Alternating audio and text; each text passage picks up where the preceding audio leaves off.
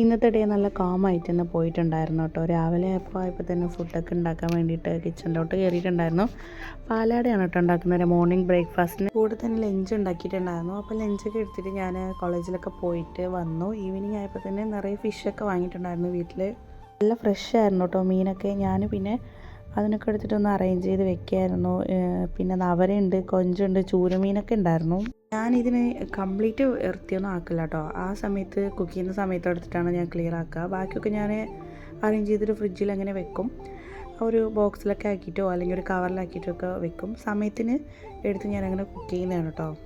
ചൂരമീൻ മാത്രം ഞാൻ ഒരു 4-5 പീസ് എടുത്ത് ഫ്രൈ ചെയ്തിട്ടുണ്ടായിരുന്നു. അത്യാവശ്യം നല്ല പച്ച ചൂരയാണ്, കണ്ടാൽ തന്നെ അറിയാം. അപ്പോൾ നല്ല ടേസ്റ്റ് ഉണ്ടായിരുന്നു. പിന്നെ ഇടയ്ക്കൊക്കെ ഇതുപോലെ മീനൊക്കെ വാങ്ങി ഫ്രിഡ്ജിൽ സ്റ്റോർ ചെയ്ത് വെക്കും. 2-3 ദിവസത്തേക്ക് ആയിട്ടൊക്കെ നമ്മൾ എടുക്കലാണ് പതിവ്. മോസ്റ്റ്ലി മീനൊക്കെ കൂടുതൽ യൂസ് ചെയ്യുന്നതാണ് കേട്ടോ. ഇവിടെ എല്ലാവർക്കും മീനാണ് കേട്ടോ ഭയങ്കര ഇഷ്ടം. ഈവനിങ് ഒന്ന് പുറത്തോട്ടൊക്കെ പോകാനുണ്ടായിരുന്നു. ഇനിയും കുറച്ച് ഷോപ്പിങ്ങും കാര്യങ്ങളൊക്കെയാണ്. വീഡിയോ ഇഷ്ടമായിട്ടുണ്ടെങ്കിൽ ലൈക്ക് ചെയ്യുക, ഷെയർ ചെയ്യുക, സബ്സ്ക്രൈബ് ചെയ്യുക. Thank you for watching.